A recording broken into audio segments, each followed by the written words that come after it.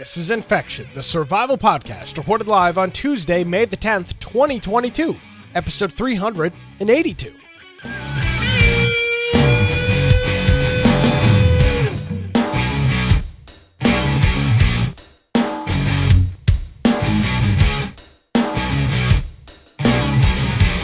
Hello, ladies and gentlemen, boys and girls. Welcome to another edition of Infection, the survival podcast. Infection is your source for the latest information on survival video games. You can check me out on various social media platforms by visiting my handles at Nicholas M. Craig on Twitter. You can visit my website, nickcraig.net or nickcraig.com for all of my other social media channels, and download the Wilmington's Morning News podcast wherever you find your podcasts. You can also check out our website at infectionpodcast.com, where you'll find all of the various topics and things that we talk about on this illustrious program. Speaking of illustrious programs, it can't be done without an illustrious guest and an illustrious host, I should say, and an illustrious background. Autocracy.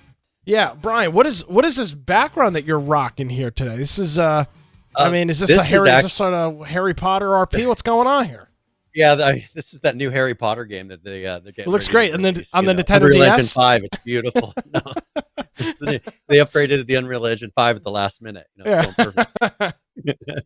There's actually a piece of software that Microsoft had in Windows 95. It was. I think it was before 95. Would have been. I think they had it in Windows 3.1 originally. Yeah. You could get it for. But it was one that I think they kind of stopped at Windows 95 or something like that. Like it was no longer supported, probably at the 64-bit when they jumped to that or something. But this, we'll get into the story later. But this is an image from that software. It's a graphic or whatever. But you can make 3D movie scenes. Yeah, little movie scenes, and have a 3D environment and walk your actors through it. And I never really had seen it before, but with what we're going to talk about today, I did a little research, and it looks pretty cool. And we'll have some things that we'll talk about with it that I think it'll go forward and actually go somewhere. So it's cryptic enough since they don't know what we're talking about. Yeah, there we'll you fill go. You in here a little bit. Where can people find you online, Brian? Yeah, if you want to find me, you get me at Brian Aldridge on Gab, Parler, Getter, and at Boise Computer on Twitter. And I did on my blog, I did add that, so you can find my Twitter on my blog, bydevtech.com.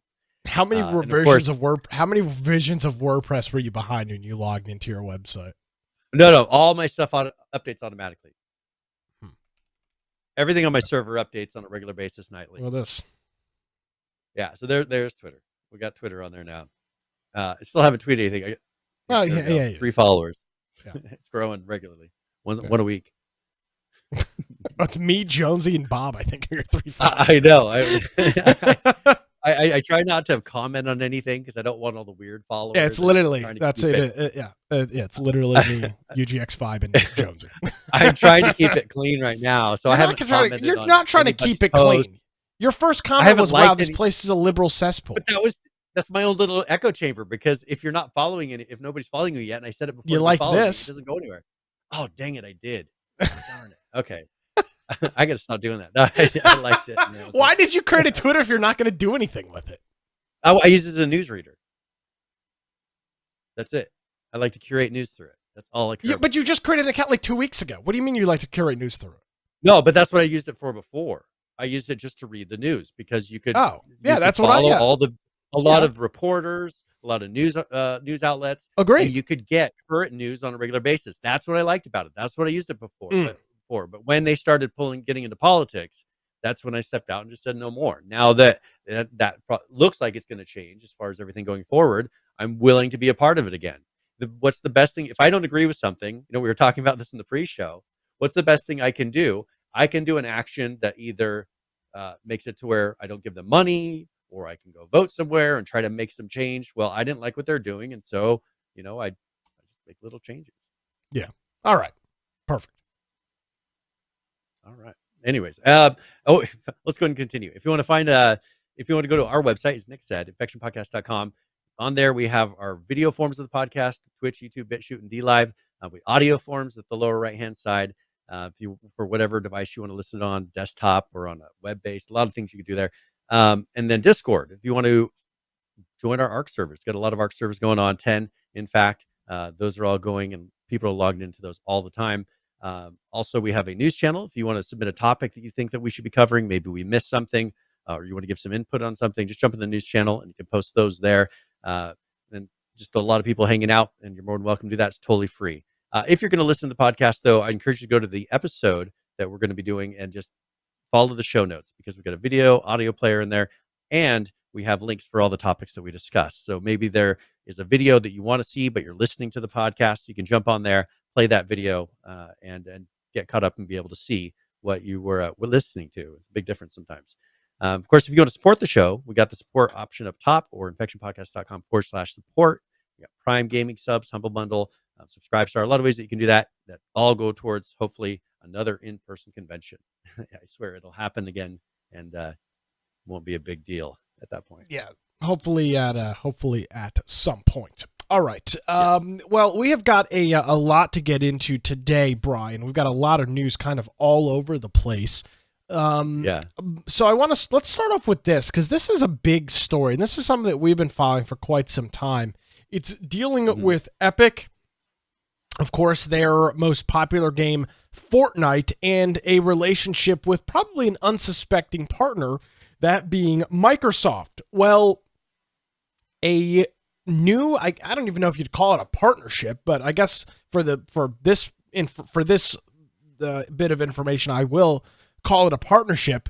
Microsoft has added Fortnite to its Xbox Cloud streaming program. So we know that there's this big ongoing legal battle between Apple and Epic over Epic, and you can argue over Apple's terms of service, but Epic purposefully and knowingly and willingly violated Apple's terms of service. Now, we can argue monopolies and all that stuff. Apple's terms of service are very clear. You cannot use a third-party payment system or a third-party system to charge for subscriptions in-app. They have to go through the App Store so that Apple gets their cut.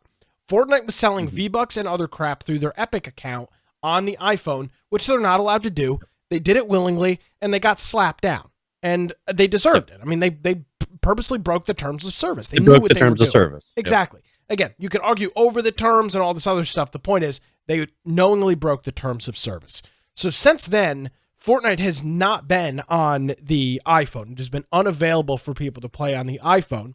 Well, that has changed until, well, there was other options to play it, but the most mainstream way and the most popular way to play it obviously would be to download it, but that's not going to be possible. So where do we turn the conversation? To streaming.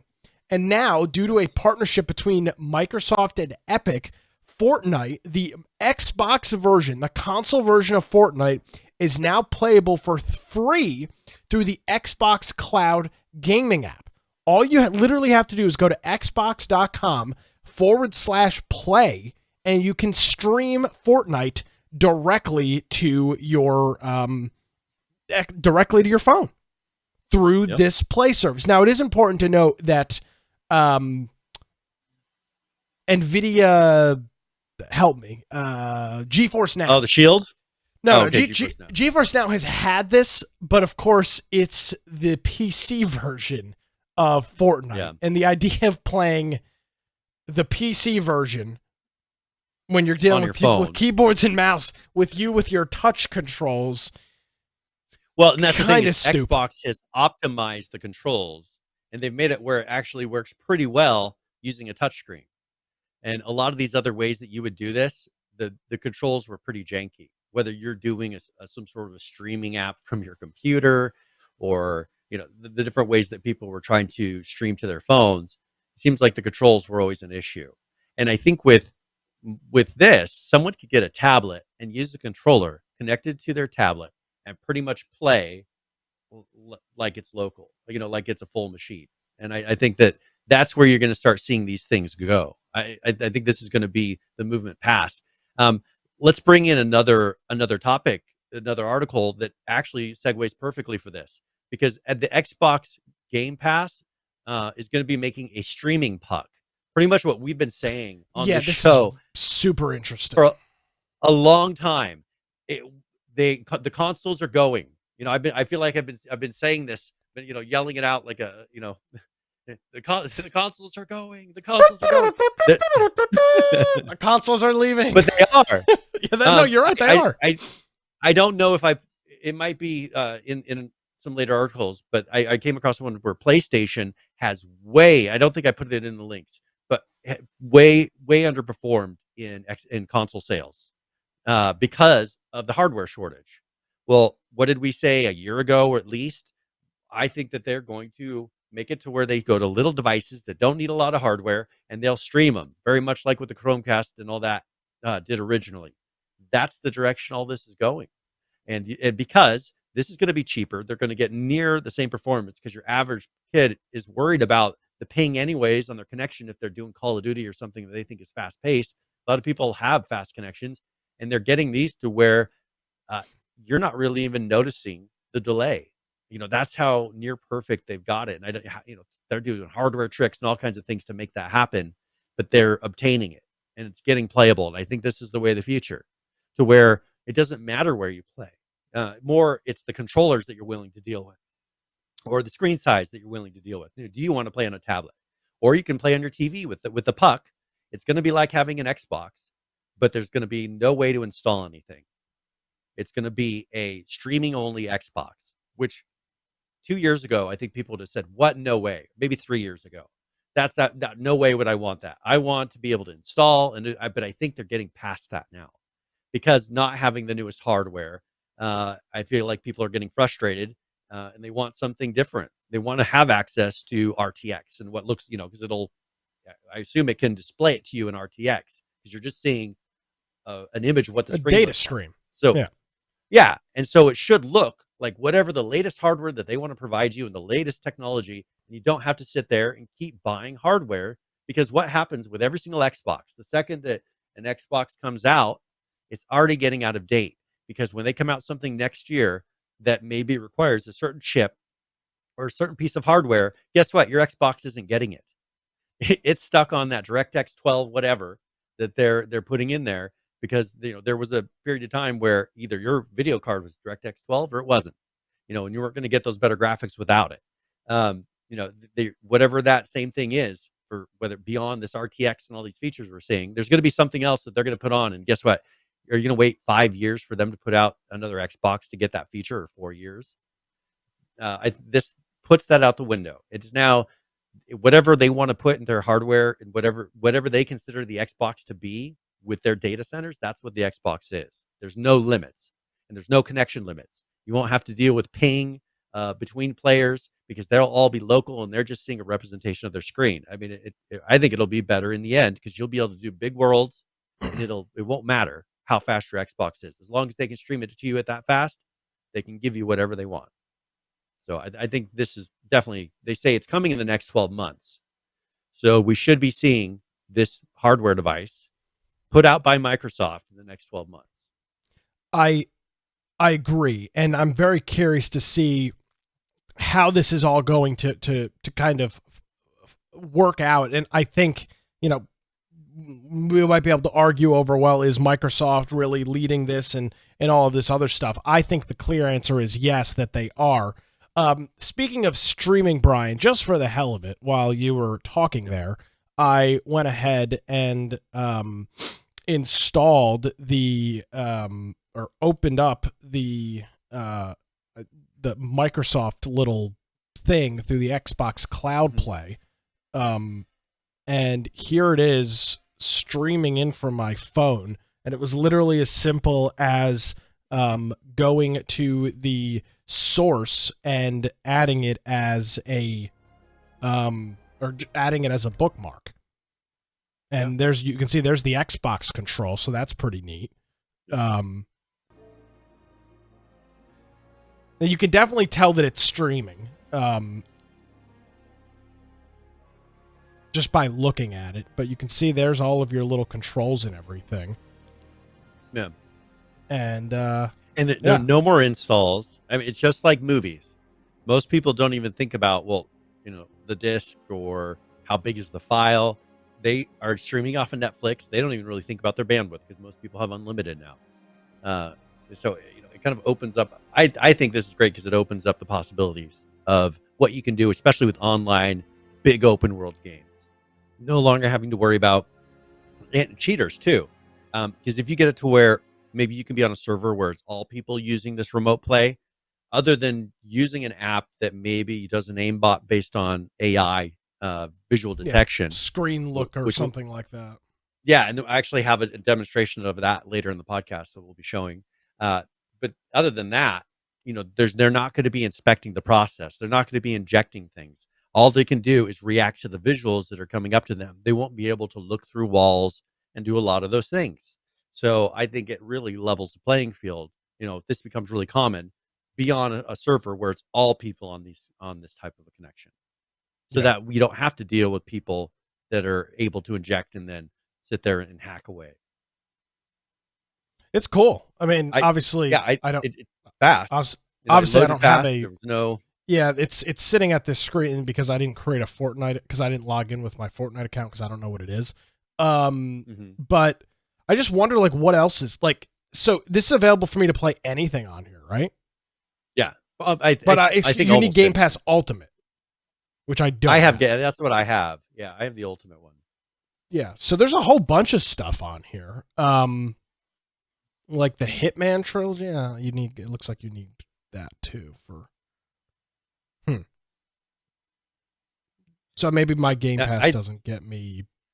I'm not sure what my Game Pass gets me, but that's kind of the beauty of it. Is if I wanted to put that app on one of our kids' phones, then they could stream, and it'd be just like the Xbox when they go on the Xbox, and it would use their parental controls of the Xbox and all that. I think it adds a lot of benefit to where you don't have to worry about installing things on a tablet or a mobile device. I mean, you're stream it all just like Netflix. Well, it does look like it is an app. It is just a book. It's a Safari bookmark to the Xbox Game Pass page, and you can see all of the stuff on here and everything like that. So, pretty neat. Yeah. Oh, yeah, I like Skate 3. And Skyrim. I mean, you can just play Skyrim online. Yeah, there you go. Play it on any device. Pretty neat. Cool partnership between Microsoft and Fortnite.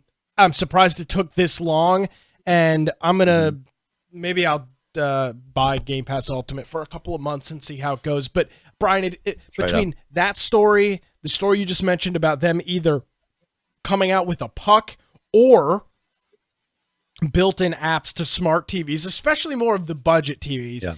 I'm sure they can include an app with Samsung and LG, but the real question is, can they get their tech well enough to run on the Hisense, the Vizio, these more consumer-oriented brands, or do you have to buy the $2,700 LG OLED to get the app and then get a separate streaming puck? So and that's the thing is that's where you'll get the device. It'll be just like a Roku, but made by Microsoft. You plug it in, turn it on, link it to your account. But look at how successful Roku TV has become with certain brands that are building the Roku OS. Well, they'll build them in. So that's what my question is going to be: is the newer ones? I'm sure they will start because this is huge. Because Microsoft has the ability to really market this. How cool would it be? Hey, put it on your TV, and we'll promote whatever. Well, and I think it's going to come down to the power of those televisions, because even though you're not obviously streaming, you're not rendering the game, you're going to have a TV that supports a controller, which I don't know of how many TVs right now have Bluetooth that support a controller, but that's obviously going to be something. But you also need enough power, Brian, to probably do an H.265 or some sort of other codec decode to do a much lower bandwidth and H.265 and H.264, they can be a little bit intensive. So I'm not sure that your $299 Walmart special will be that. You will probably have to buy the puck, the box, whatever. But it would be cool to get like maybe your upper end Vizios or something like that already have smart TV functionality built in, to just have the Xbox stuff built right into it. Or you get these TVs that have Amazon built right in or Roku built right in and have Xbox built right in. Now you don't need anything. You talk about having no cables, nothing. Hook the thing up to Wi-Fi, plug in your sound bar, and you're done. Yep. Well, and that's the thing. Like, I don't know that the Roku will get it, because the Roku is kind of weird Roku's not with going to how get they do controllers. They do not like Bluetooth controllers. I don't see them doing it. But hey, that's going to be something that they'll have to look at, because if I'm plugging in another device that lets me install another app that I use that replaces that Roku for me, why would I switch back?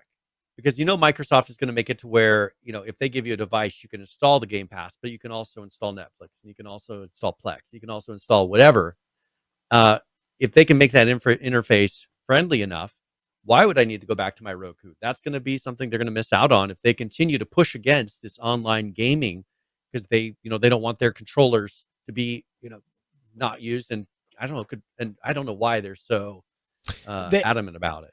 They have got a very locked down platform, which I think it's their biggest strength, their biggest disadvantage. You can't sideload apps really. It's a very locked down ecosystem, which is good because it's allowed it to kind of grow in the non-techie community, where you literally buy the Roku. There's no funny business of sideloading an app or anything weird like that. I mean, I've had all Rokus, and I'm a big fan of Roku. But yeah, I don't foresee them. I mean, maybe Microsoft them pen a deal, but it doesn't. They're one of the biggest streaming. They're one of the biggest streaming devices in the country. That would be huge for them. But you know what? Roku would have to change their hardware, and I don't know if the limitation is hardware, or if the limitation is software. It's software. It's 100% software. Because the Roku if they open up that gate, you're like, okay, hook your controller up to your Roku today and start gaming. Well, and I think that's what they could do, and I'm sure Microsoft is currently barking. Well, Microsoft probably already barked up that tree. Maybe that's why they're producing their own streaming stick, because it's so funny. Brian, you open the conversation with hardware is dead, and it appears that because Microsoft probably can't find a partner like Roku to get out of the hardware market, they're going to have to get back into the hardware market to build some sort of streaming device. And that's unfortunate because, there's a number of reasons it's unfortunate, but it would be nice, especially you're talking about the Roku Ultra, which isn't, it's an expensive device. You're talking about a $90 device that has the ability to do 4K video. There is some power there, absolutely, and there's no question it could decode whatever sort of 4K or whatever sort of streaming content. Yeah, Amazon is a competitor. They are a competitor in the streaming business. They are not going to want to do this. Amazon is going to want to compete with them, not work with them. And so I just don't see it happening with any of those hardware devices, the Fire Sticks. Chrome, Google, whatever. Who talks about the Chromecast anymore? They lost their opportunity. Their streaming device is pretty much dead. I don't see why I don't see why they would move forward with Google even attempting to do any of their streaming stuff, because I feel like Microsoft knows they could do it better than Google did. With their streaming services. So Microsoft, they have all the things, almost everything else is in-house.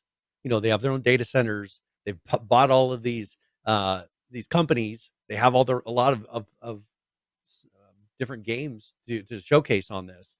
It makes sense for them to make hardware. They make the Xbox. This is like the Xbox, and they can brand it Xbox, whatever. This makes sense for them to do. And this steps them one close, a little bit farther away from the whole Xbox hardware. People will stop envisioning that as Xbox, and the service will be the Xbox. And on kind of another vein, and obviously this is going to be a long-term conversation, so it's not like this is going to go anywhere anytime soon. To me, the biggest loser in this, Brian, could be Roku and Amazon, because if Microsoft, I doubt, and I could be wrong. Now, out of the gate, it might be like this. I doubt Microsoft is going to build a device that does nothing but streaming Xbox games. First of all, I don't think, I think that would be a huge waste of an opportunity for them.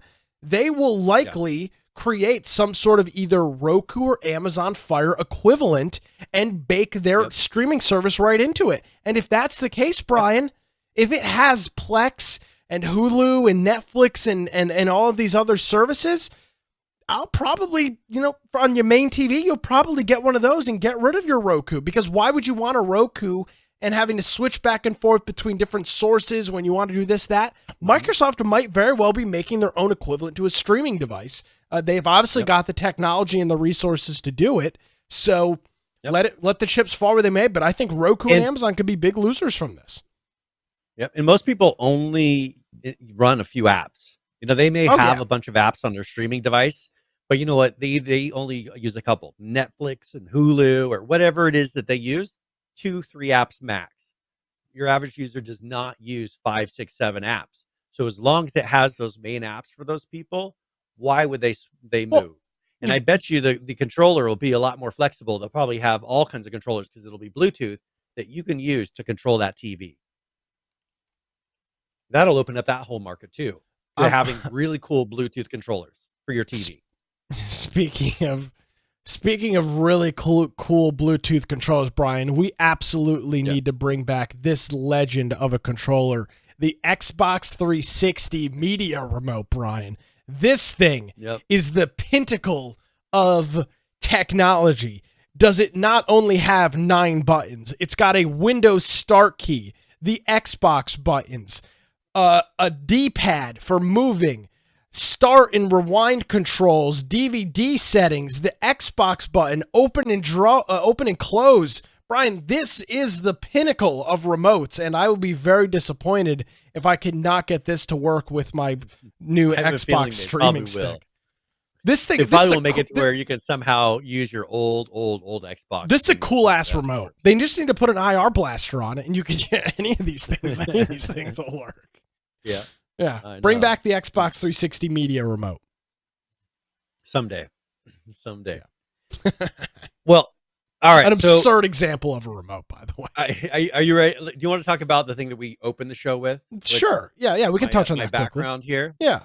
All right. So let's go and talk about a tweet that was made by a 27-year-old, about this 27-year-old program.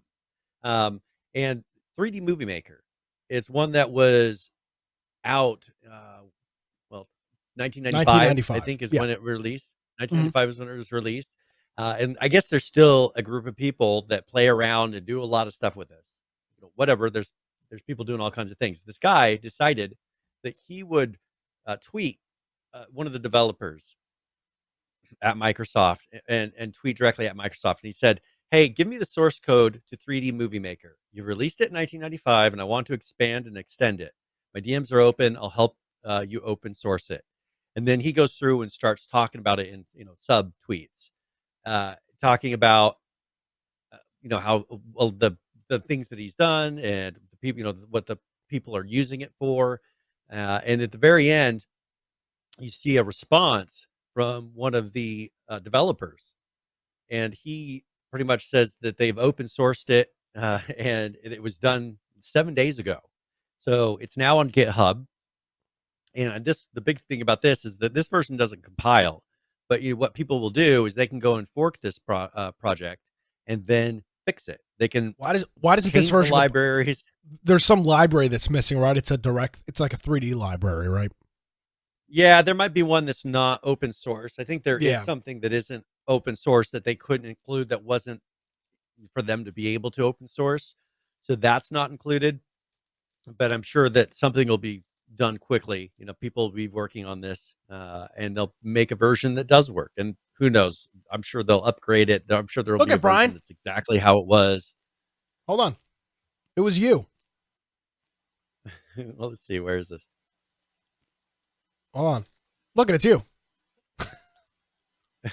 Your background. I know. Hey, look, there we are.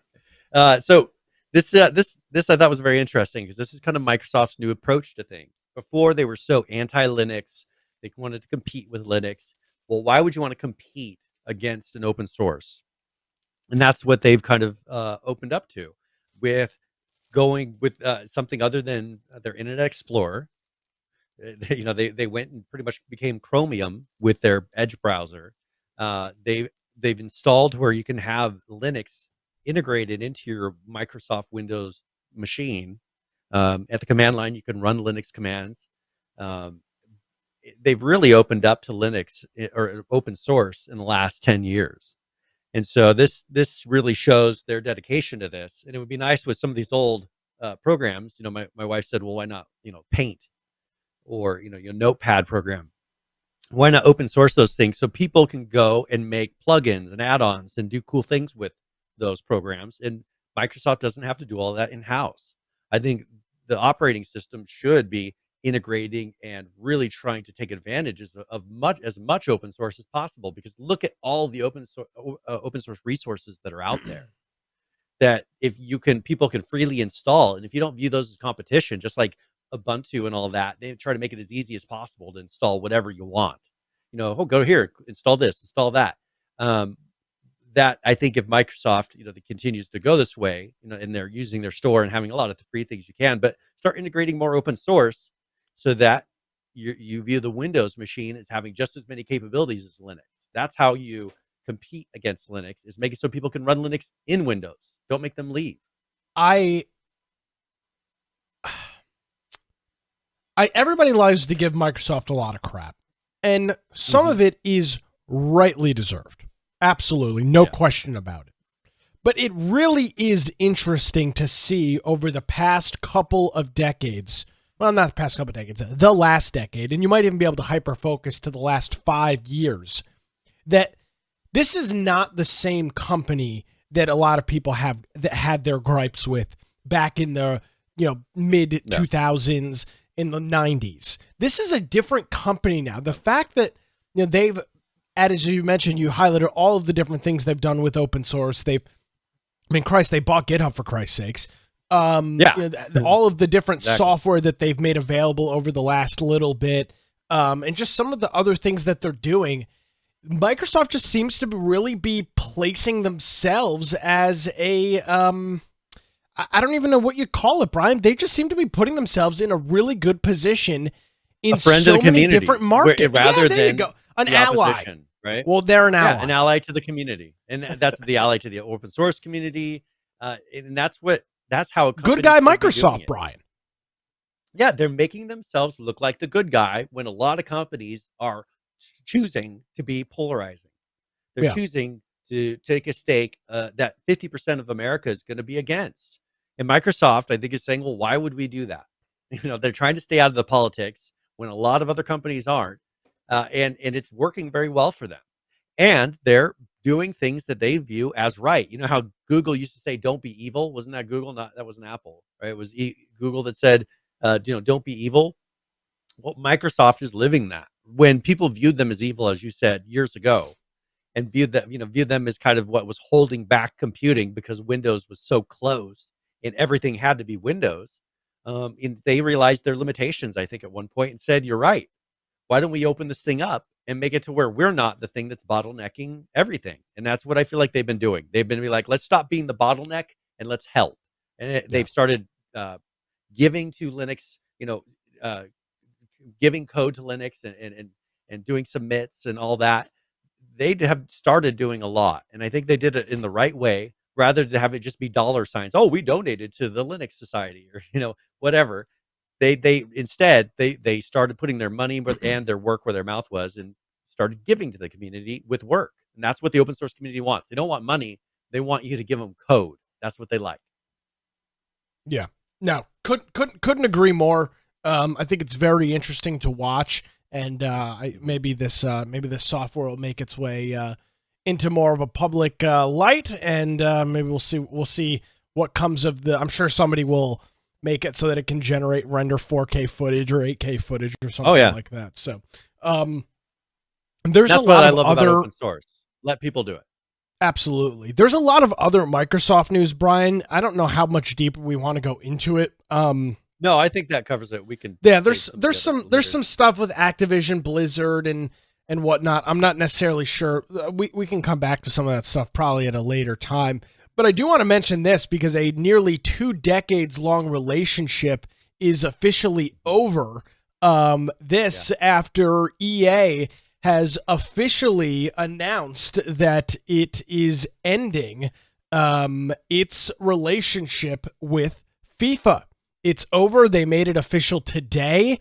And I've got to pull back up the name, but it's going to be called EA Sports something Football Club. It's something of that nature. Yeah, it's called. Yeah, that's exactly what it's called. And that is what they will be doing going forward. There's been a very little information as to exactly why all of this has gone down. But both EA and FIFA have confirmed that they are splitting, and it will be FIFA 22, which is the current one that is, out there right now, and that's going to be going away. And then moving forward, they're going to be calling it's just according to EA Sports, and it will still include a whole bunch of teams. You won't see FIFA World Cup stuff in there, any of that, but I don't think people really care so much about that, right? I mean, well, here's the thing, though. Make the game fun, have cool arenas, and make your own tournaments. I don't necessarily think it made the game fun. I think what it was the brand recognition. I think you had so many people, at least here in the, and again, let's talk about it from the Western hemisphere where we are, Brian, because it's completely different over in the UK. Soccer, aka football, is not a popular sport here in America. Now it's gaining in popularity, understood, but it is nothing like baseball and American football and hockey and things like that. So I think the big connection was that FIFA is soccer, and the only soccer is FIFA. And to be fair, that's been the relationship. EA and FIFA have been building these games since the early 2000s. I mean, you can buy last PlayStation 2 game that was made was like FIFA 2007 or something like that. It was the last printed PS2 game. So it's a huge brand recognition. Would it be equal to pretty much the NHL being taken off of like NHL 98? Yeah, exactly, 100%. Rather than an NHL whatever, it was now EA Sports Hockey Club. Yeah. I mean, that's pretty much, because I play hockey, so that means a little more than the soccer.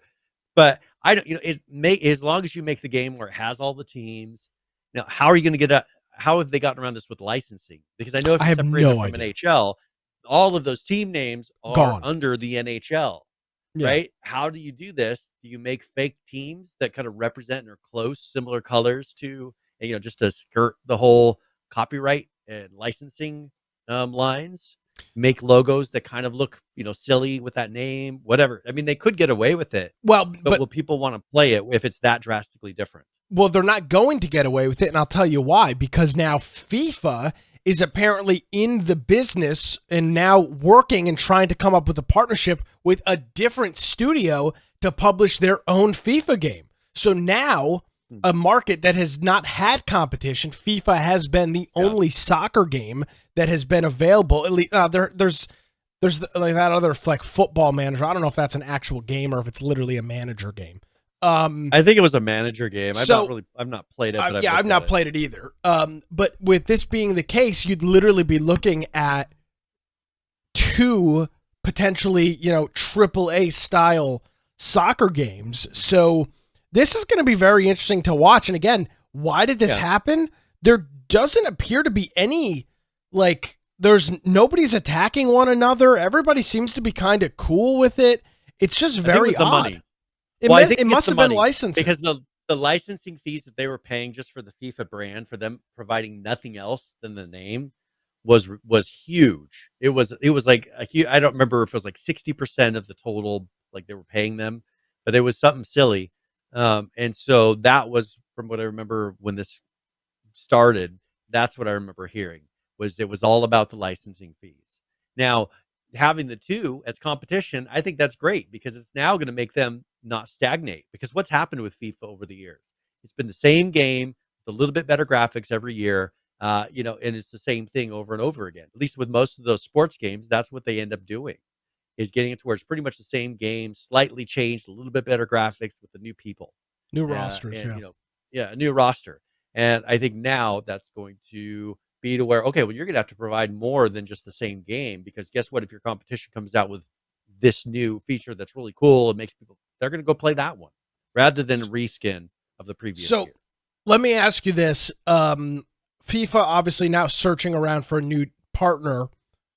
There's really only a couple of companies on board. A couple of companies. Now, obviously, they could go with an indie studio or a smaller studio, but I don't think that's what they're going to want to do. One that comes to mind immediately is Ubisoft. They are one of the smaller companies that's still available. One of the last ones that are, yeah. Activision Blizzard. What about Microsoft and Activision? Well, that's what I was going to say. So you've got Activision Blizzard. That's Microsoft. Activision, I don't know the last time they produced a sports game. But they seem like they could be a contender. They're more their style. Yeah. Bungie, you could look over at Sony. That could be an option. Or maybe Sony or Microsoft does this as an exclusive. Rockstar, I don't think, is interested in it at all. What if each console took one of the other? You know what I'm saying? Well, EA's going to PlayStation one, and this other one is the EA's going to continue. Microsoft. I assume EA is going to continue to do they're going to be calling it EA Sports FC, EA Sports Football Club. That's going to be available on both platforms, but I could totally see FIFA partnering up with either Xbox or Sony to make their premier game, because it's a very big market. FIFA's one of the most popular games every year that gets sold. Yep. So this is quite the shakeup for sure. Yeah, and we'll see if this is kind of a sign of things to come. If this works to where they're able to step away and still be successful, are these other games that are tied to some association that's costing them a huge amount of money, are they going to see as a possibility to drop them and move on? Do people care about it saying NBA? Do people care about it saying NHL? Well, we're going to find out if this actually sells. Well, see, there's a big difference though between FIFA and the NHL and the NBA, because if you get rid of the NHL and the NBA, you cannot have any of the players or the teams. Yeah, well, and how's that work with FIFA? Because that's what I don't understand. Not every club. Do they have licensing over any of it? Well, they do, but not every club is a FIFA club. There's plenty of clubs that aren't FIFA. Okay. So they only don't get the FIFA clubs. Or those clubs are affiliated with FIFA. They might be able to also, because I saw this. But they may not be exclusive. Something like that. Yeah, I know that every team is not FIFA. There are leagues all throughout Europe and whatnot that play.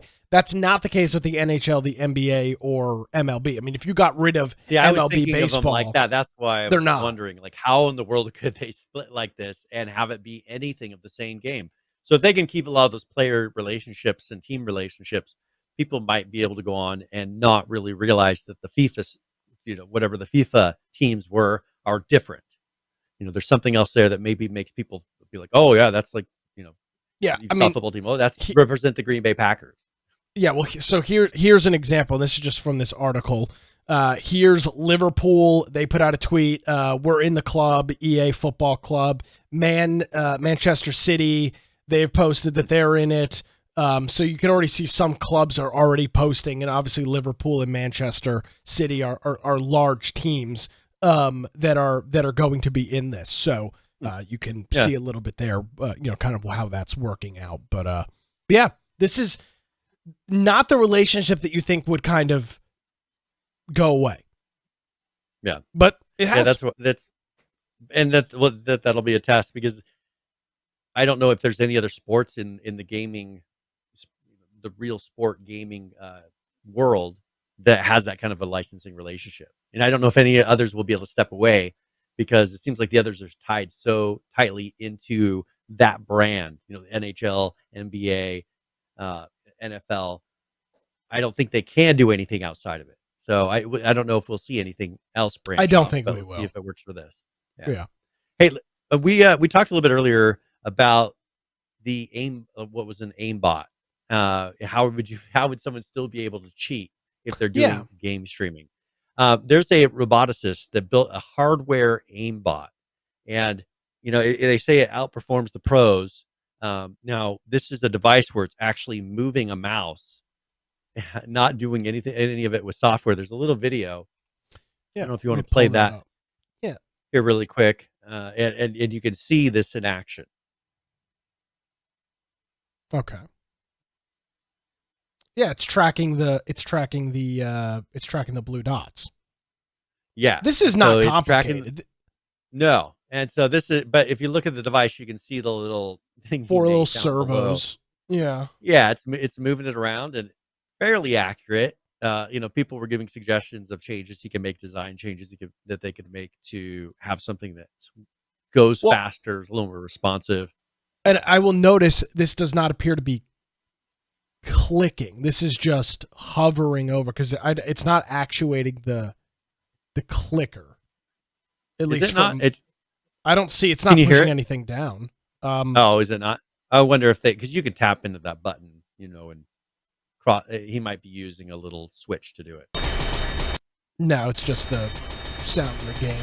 Yeah, it sounds like it's something that just, if they go over it, it's doing that. It just that would be over it. It would be just as easy for them to do. Yeah. If they're doing it on a hardware device. Yeah. So there you got. I mean, this is not with all of, and it's not.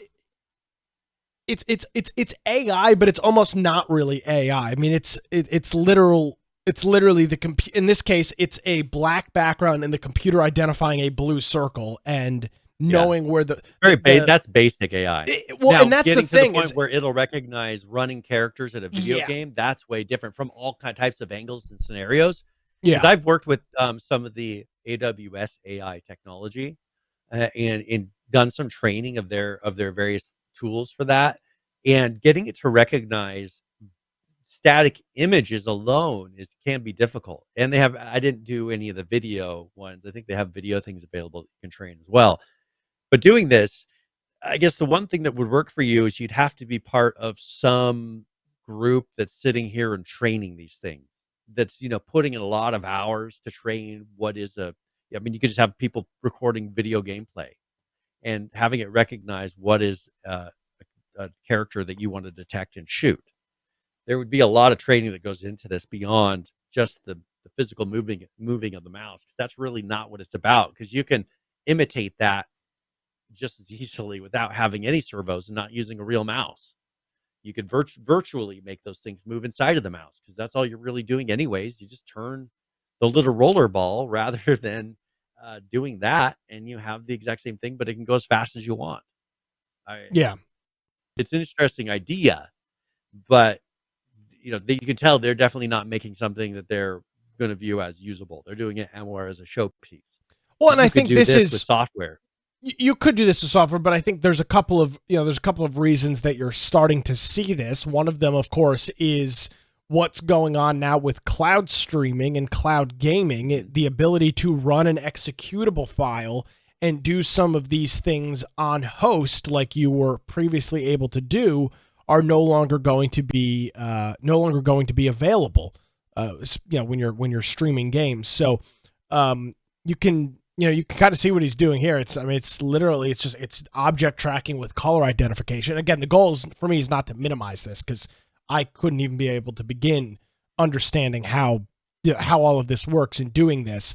But this is a very far stretch from this to running something in a game like Call of Duty, PUBG, Call of Duty, and using it. We are very far away from that. So, I mean, you can see how it is tracking the individual boxes and how it is going from one of them to the other. This is in a black background basics. with a bright blue ball. Yeah, this is incredibly basic. But the thing is what it would come down to is training, and that is going to be much more difficult. With technology and the changes that have been made in the last 5 years alone with this type of technology, I don't see that as far away. We just need to get to the point where AI is able to detect and say, hey, that's an NPC. I can recognize it because I see these characteristics on it. That's harder to get a computer to do accurately with so many variables changing in a video game. So once they get that figured out to where the AI is smart enough to be able to do just like our brains, hey, I can barely see a little notch there and it moves a little bit differently than everything else. That to me is a player. And having it, because my wife plays that Sniper Elite Gamer. She used to play that quite a bit. And that's all about seeing a slight change in something that's, you see a whole landscape and then there's a slight little variation somewhere that you're noticing because you're doing pattern recognition. Get the AI to that, and then you'll have something that really is going to be hard to compete against. But it's going to be really inaccurate at first. I threw a link to, there's two different videos in the show notes. One is that little video demo that we showed of the actual thing. And then there's one of more of kind of how does it work? It's like a 5 or 6 minute video showing the showing the little bit behind the process of how this guy made the whole thing work. So I'll watch that after the show. But there's no question about it, Brian. You will be able to, within the next couple of years, go on Amazon or something like that, or not, probably not Amazon. Well, maybe Amazon or eBay, or put together some sort of kit thing that you will put on top of your screen, or will watch your screen and control a mouse or do something like that, because mobile gaming and cloud gaming is going to get rid of a very large market, which is creating cheats, hacks, and all of the different exploits that go into gaming. Which is a large business. Which we've learned, people are always going to cheat. They're going to do their best to cheat however they can. And it's not just that people are going to cheat. Some of these cheats are big business. Like, they're charging $70, $80 a month for these subscription services. This stuff is outrageous. I mean, it's more than my internet bill. And the thing is, if it's an exclusive enough cheat to where they're not getting detected and they're not getting banned, and they're able to get all of that prestige or whatever it is they're earning on their account, that's worth it for them. $70 is a small price to pay to be at the top of the leaderboards. That's why we saw for a period of time so many professional video game players, that played in tournaments and everything, getting busted for various cheats, because when they go home and they figured out how to be really slick with it so they don't get caught when they're streaming, and make it really, really subtle to where they can get a big following, make a bunch of money. But then when they go to those real tournaments, man, they're kind of screwed, and they can never quite perform the same. And you see certain ones that were busted. It's like, oh, they were cheating. Yeah, because they can't play. There's a difference between response times and everything that those people that are really good have. That's why there's so many 15-year-olds when they have that Twitch reaction time. There's a reason for that. And if you don't have it and you're relying on a computer to do it for you, and then all of a sudden you have to do it for real, you're not going to be anything close. You haven't been training yourselves every day like those kids have. Hours and hours a day playing that same stupid game, same map over and over again, just trying to get it to where they respond and react that much quicker and get the shot. Yeah, agreed. So see where that goes. Well, do you care where we go? Anyone want to cover anything else? There was that hack that happened in Costa Rica. Do you want to talk about that really quick? Yeah, sure. What you got? So Costa Rica is declaring a national emergency because they got a ransomware attack. And so this has been a pretty big one. They said Leaping Computer, this article's out of there, observed accomplished most of the 72 gigabyte dump that appears to contain data belonging to the Costa Rican government agencies. So who knows what kind of information is in here. The declaration was signed into law here on May 8th, same day as the Economist and the former Prime Minister of Finance effectively became the country's 49th and current president. So they declared this national emergency right after this, and it's been over multiple government bodies that it's affecting. A pretty big deal. I mean, 672 gigabytes can be a lot or can be very little. It depends what all these documents are. Could be a lot of things that are supposed to be top secret information, things that they definitely wouldn't want there. Could be private citizens information that maybe you don't want out there. A lot of stuff going on. So this was, I think, the Ministry of Labor and Social Security. That's one that I think would be a pretty big deal. Could have a lot of personal bank account information. Could be all kinds of things in that data. The Social Development and Family Allowances Fund. So there's access to money. Their inter-university headquarters. Their Costa Rican Finance Ministry. That's a pretty big one. Who knows what kind of numbers and things that they have in there. So a pretty big hack. I don't know what other things they can really do. They've published a lot of this data out there. It is reported that the U.S. government is rewarding up to $15 million to anyone providing information that can lead to the identification and arrest of the ransomware's leadership and operators. $15 million. That's pretty big. And the U.S. Department of State pledged to offer up to $10 million for information on the identity and location of the threat actors, with an additional $5 million bounty for leading the arrest and or convictions of the individual responsible for these attacks. So, but this is a danger. We've gone into this modern age where everything is digitized. Everything is online. You take care of your taxes online. You file for this and you file for that. This is one of the things that can happen. We keep putting everything. The U.S. government goes to extreme lengths to put things in places, especially the FBI, the CIA, and whatever other organizations have a lot of special services and ways that they store all that data in ways that you can't get data out of it. Even if you have access to something, getting it copied to your computer to get it out of the building is a struggle. They really lock these things down. The fact that they were able to go into these major organizations and pretty much do a full dump of their data is a pretty big deal. And you wouldn't want it to happen here, because imagine all the consequences you could have financially. With companies. Absolutely. There could be a lot of damage done, and usually the person doing this would be a government, a foreign, not friendly government that is using it to hurt your country financially. This happens now. Why do you think there's special in North Korea that all they do is try to hack the United States constantly? That's all they're doing. China has the same thing. I'm sure some of Russia's as well. And how much of that, was not a bunch of government, whatever, politics. But these things happen on a regular basis, and they're trying to get ways to hurt the average American. When they're doing it to America, they want to be able to hurt our economy. They want to make people feel less secure. They want to do whatever they can to make people not have confidence in the American system. Yeah, that's why it's a danger to the United States to have these things happen. So who knows where this is going to go?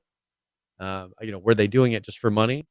If they're offering 15 million, then I don't know. I don't see on here what they were trying to get from them prior to leaking all this information. They said they demanded a $10 million ransom from the ministry, which the government declined to pay. But the U.S. government's offering a $15 million reward to be able to catch the guys. How much is the U.S. offering? I'm all about not paying them. 15 million.